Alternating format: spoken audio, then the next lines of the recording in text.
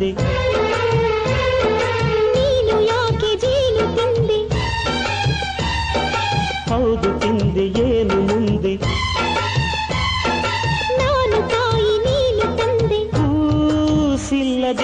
ತಾಯಾಸೆಯೇನೆ ಬಾ ಬಿಡಿಸು ಈ ಒಗಟನು ಓ ಮುಂದೇನು ನಾರಿಯನು ರಾಗಿ ಹೊಲದಾಗೆ ಖಾಲಿ ಗುಡಿಸಲು